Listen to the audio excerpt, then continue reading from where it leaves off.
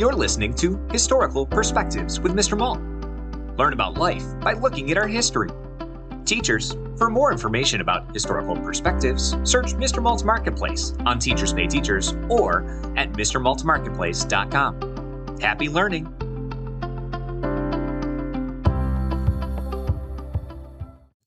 Hey everyone, how are we doing today? I wanted to jump in and first of all say happy holidays. If you're listening to this live, you know that we just got through the holidays, and actually we're just jumping into the new year, which is the perfect way to start this episode. So during this episode, we are going to talk about setting goals and where those start and dreaming big. And the reason we're doing that right now is because, well, it is the new year, right? So you've probably heard this before. We talk a lot about fresh starts this time of year. So when we jump into a brand new year, we are hearing a lot about goal setting and coming up with some of those big plans that we have for the new year.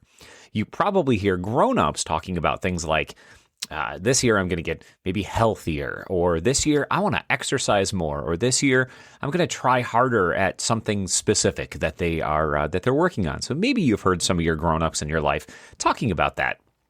Well, that's because the new year makes people stop and reflect and think about the prior year and how they did in the prior year, but also starting to think about, well, what am I doing well in life? And what do I want to improve on? And what goals do I want to work towards next in the upcoming year? So like I said, it's always seen as more of a fresh start when we start a brand new year like this. So those are three big questions that a lot of people ask themselves. But here's the important part about all of this, and this is where you come in. Goal setting is not just for adults. Kids can, and you should, set some goals too. So today, let's talk about that a little bit. So the new year, it really is, like I mentioned, it's a reset button, right? It's a place where we can start fresh. It's a time when we look back at what we've learned, think about what we want to get better at, and then make plans for the months ahead. And that's a big piece of this, right? Making plans and what that looks like. So this is always why this is really the perfect time to talk about your goals. Not big, impossible goals, and that's super, super important. I want you to think about that. I'm going to say that again. This is not about setting impossible goals, but real goals. Goals that you can work on maybe at school or at home, and maybe some of the activities that you care about in maybe after school. If you have, I know some people do dance, or maybe you play football or wrestling or basketball, whatever it is, a sport or an activity. Maybe you're learning a new instrument. These are times where we can set some real goals on any of these things. So first of all, what is a goal? So a goal is something you want to work towards. Some goals that we have are short-term goals, and that means they can happen pretty soon. Some examples of this, maybe you want to say that you want to set a goal for reading every night this week, or maybe you want to practice your math facts for 5 minutes, or maybe you want to remember in the classroom to raise your hand. Other goals, so those were the short term. Other goals are more long-term goals. These take a little bit longer, sometimes months or even years. Here are some examples of those. So I'm thinking maybe you want to become a stronger reader, right? You want to get better at controlling your emotions, or maybe you want to improve at a sport or hobby. Even you guys, we can talk about those long-term goals and have those long-term goals as long as we understand one thing. Long-term goals are reached through little steps, right? So now let me go back for a second. So we talked about short-term goals. I'm going to stick with that read every night this week.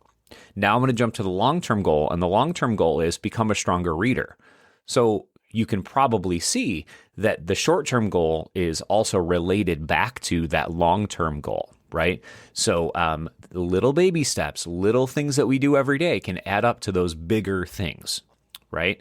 So I'm going to give you another example, and this is personal for me. So I went back to college.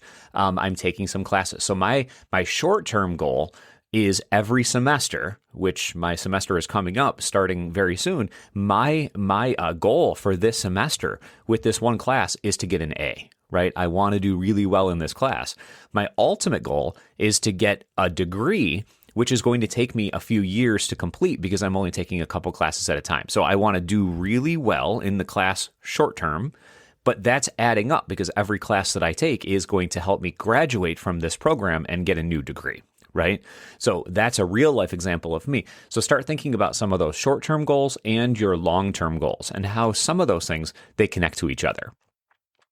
So you have heard a lot about goals and setting goals, and I'm sure that you're already doing this in some ways in your classrooms and in your home life and maybe at your sports practices already. But there is actual research that they basically, scientists have said there's better ways to do this. So we're going to go over some things that scientists and researchers have said about setting goals.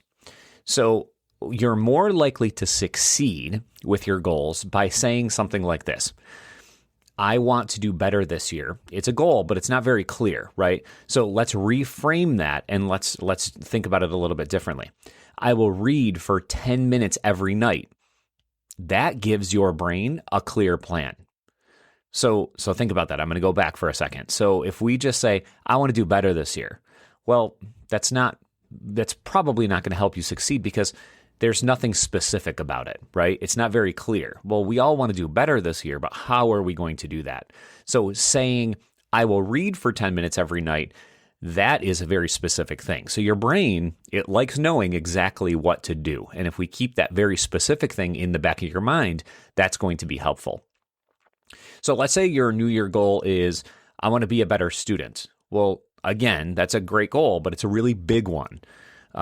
All of the research shows that big goals work best when we break them into small parts. So those small steps are called habits, right? And you've probably heard that word before. We've heard good habits and bad habits. Maybe you can think about some of the things that you do that are habits that you know you need to either get better with or that are working for you right now. A habit is something that you do again and again and again. You don't really have to think hard about it. It really becomes a part of your routine. So brushing your teeth is a habit. Packing your backpack in the morning is a habit. Habits help goals because they turn effort into routine. So here's something else that scientists have learned. They say that small habits are super, super powerful. Well, that is because they're easier to start. They help you feel successful, and they make your brain want to keep going. So when you feel success, even when you feel just a little bit of success, your brain says, hey, let's do that again. That's how progress happens. So we have to start with little habits, right? Little habits, small chunks of a goal, and then hopefully all of those things are going to add up into something bigger. So let's talk about some ideas of goals that you potentially could have. So as you start putting your goals down and putting them in your brain or writing them down, wherever you want to keep those, here are some ideas. And there is literally, there's so many different goals that you could have, and it really depends on what you're interested in. But here are some good ones. So I'll read 10 minutes a day, like we talked about. I will check my work before turning it in. I will practice kindness with classmates.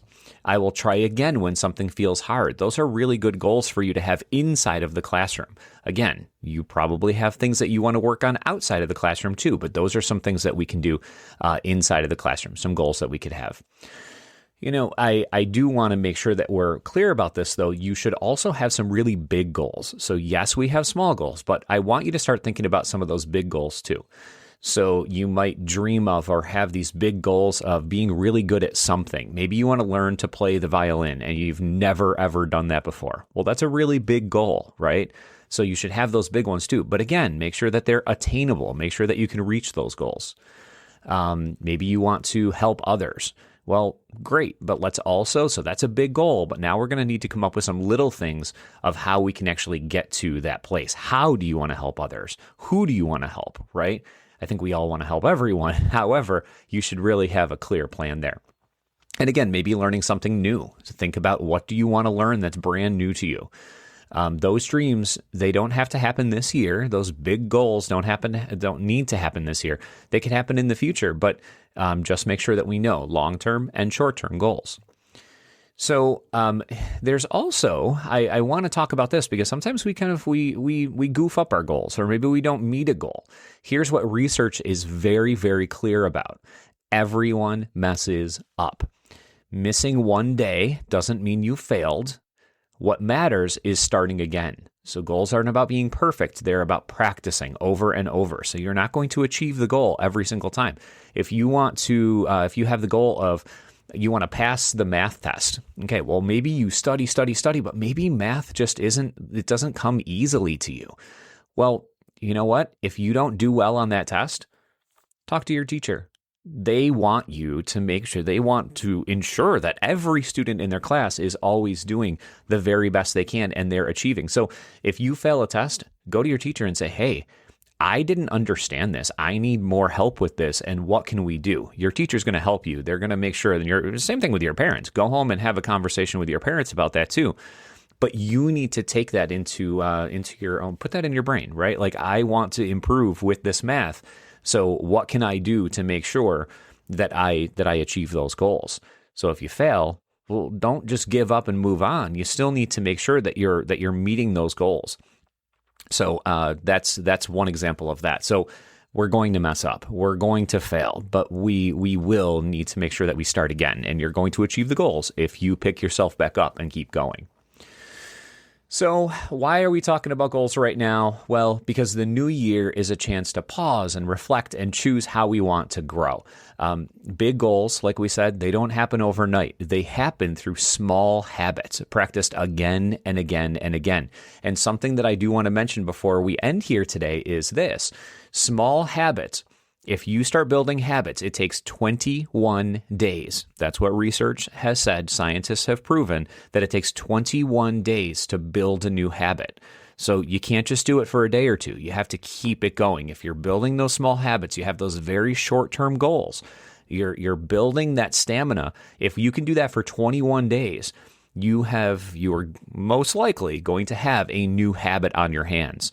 So let's go back to that reading. If you want to improve your reading, and maybe you know that you're not consistent every day about reading, well, if you can just take some time every single day for 21 days and you really find things that you love to read and you're loving it, your brain is going to say, hey, give me more. And once you do that, once you build that habit, now you're going to start achieving those bigger goals, those long-term goals. If you want to become a better reader, it doesn't happen overnight. It happens over a length of time. So start by those daily habits, work yourself up, build that habit over 21 days and more, and you're going to start reaching some of those bigger goals. So I hope you enjoy that. I hope you learn something new. I hope you start thinking about some of the goals that you have for yourselves. And a new year doesn't mean it's a brand new you. It's just it's a way to get new chances to grow, and you're taking one small step at a time to get to that new place.